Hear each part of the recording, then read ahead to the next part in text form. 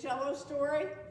So Jell-O was invented in Leroy, New York, which is between Buffalo and Rochester.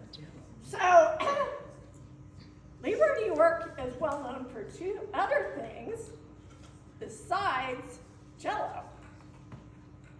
The three founders of Blue Rapids, Kansas came from Leroy, New York. The other famous thing is this quilt in one of the corners is written from Grandma Hammond to Ralph Gallup, Leroy, New York, 1886. Okay, if any of you here have lived in Blue Rapids a long time and you think I've lost my mind that my dad was alive in 1886, he was not. Okay, my grandfather was an identical twin. I don't know if the pictures are up there, but I can show you pictures.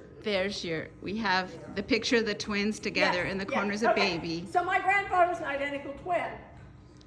So this quilt was made when the twins were 7 years old. Okay, how many quilters here today have grandchildren? Okay, how many of you would make a quilt for one of your grandkids and not the others? So most likely, this quilt was not the only one. But the lifestyles of the twins' quilts were quite different.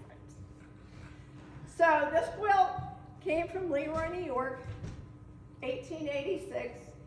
And we're hoping that this picture of the Hammond sisters, so the woman that made this quilt had seven daughters.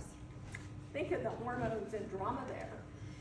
And so they all came and had a professional portrait made with the daughters. And this is Grandma Hammond right there. So the quilt came from Leroy, New York. It came to Blue Rapids, most likely on a train. And for probably most of Ralph Gallup's life, lived north of Blue Rapids on the Gallup farm, which is, you all drive by the Gallup farm and probably don't know it. It would be the second house north of Georgia Pacific. Where they were pumping gas. The nice big farmhouse. So it lived there until Ralph Gallup got married. And everyone might want to know about his wife. He married Stella Hawkins, who was captain of the women's basketball team at Kansas State Agricultural College in 1908.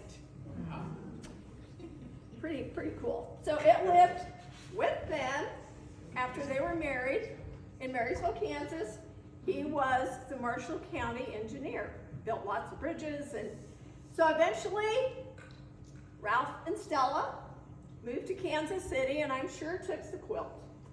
When he retired, they moved to Lawrence, they took the quilt.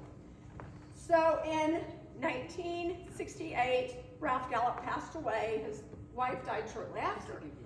And so the quilt, like a lot of quilts, was passed on to Ralph's son, Alfred. The quilt went in a trunk in their garage for the next few decades. So when Alfred and his wife were going to be moving to the Presbyterian Manor, they called me because they knew I had a little bit of interest in genealogy and said, come down here and go through some of this stuff. So I'm like, oh, okay, I'll do it. So I go down and they open the garage doors to this two-car garage. On the left side was a 1966 white Mustang that they were original owners of. Yeah, they didn't offer that to me. Their grandkids got that. The other half was boxes, trunks. You know, I'm sure you've all seen those garages.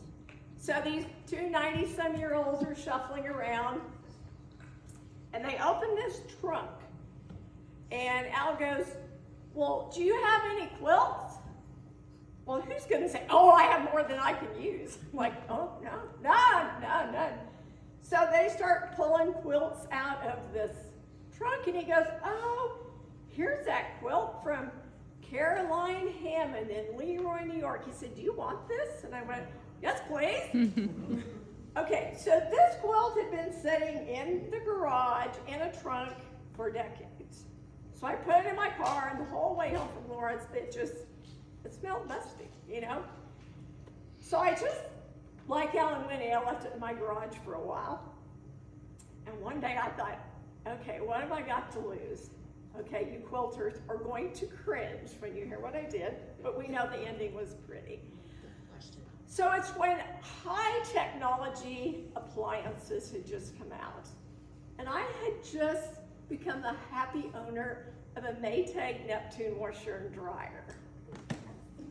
So I took the quilt and I put it in my washing machine on hand wash with woolite.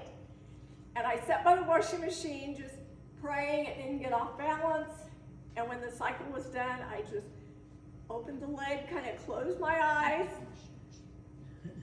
and it did great. So I put it in the dryer, and here it is today. So it's made its journey from Leroy to Blue Rapids to Marysville to Kansas City to Lawrence to Manhattan, and now it's proudly back home in Blue Rapids at the museum. Yes, thank you. That's the story.